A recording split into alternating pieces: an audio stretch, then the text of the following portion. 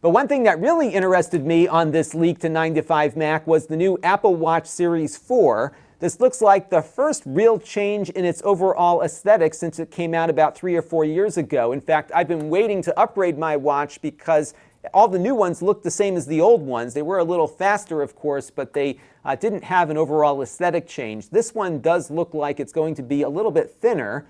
And short of that, it's definitely going to have more screen real estate because they have thinned out the bezels on its built-in OLED display, and you can fit a lot more on there. So I'm really eager to get a new watch in pretty soon. And the reason why I'm so eager is because I'm using the watch more and more. I've had it for 3 or 4 years now. When I first got it, it was kind of a fitness tracker and a timekeeping device, and that was pretty much it, maybe a few messages here or there. But as time has gone on, it's actually become more and more important to me as a tool. So for example, when I'm out and about and I need to buy a cup of coffee or something, I can use the Apple Pay on the watch. That's been really convenient for me, not have to take out a wallet or a credit card. Just double tap the button here, put it up to the reader, and you're out. It's even faster than those credit card chip readers, which really slow things down quite a bit. So I've been really happy with that.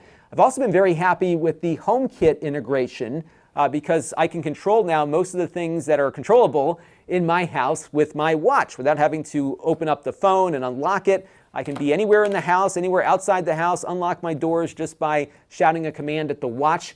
The one thing this older watch has been bothering me a little bit with is its speed. It's not very fast for those Siri commands. And my wife, I bought her a Series 3 watch over the holiday season. It does those Siri commands a lot faster. So I'm really eager to get a new watch with a new look, along with much faster performance for a lot of the Siri commands that I'm issuing to it. And a lot of just some of the basics with it have really become useful too. The notifications, for example. So I've got a little camera in front, so whenever the UPS guy shows up, I get a notification that the guy's at the door. That stuff is really useful if the phone's not nearby. And then when I was getting ready to leave my day job, we were right in the middle of a big corporate transition, and I had a lot of stuff going on.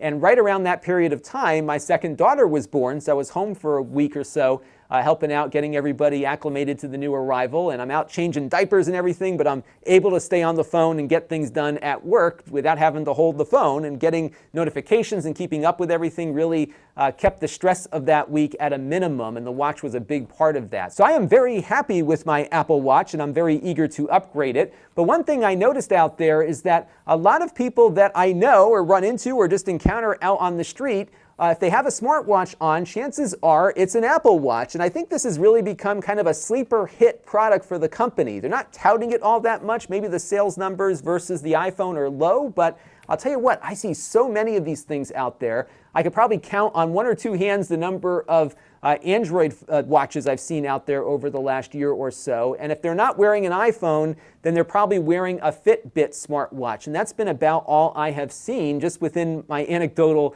little survey here. I think it's a very popular product, and I would venture to say it's probably the most popular smartwatch. It doesn't mean the smartwatch industry is all that big, but I think Apple has a big chunk of that. I don't think they've ever released their market share numbers on this, but I think if they did, it would be quite high. I just don't think the volume of sales of watches matches some of their other products, but it is a great watch, and I am quite happy with mine.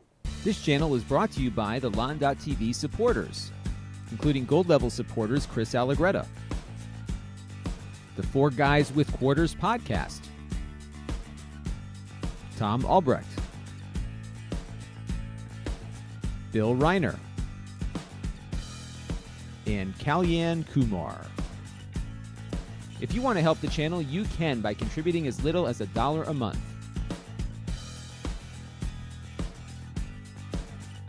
Head over to lon.tv/support to learn more.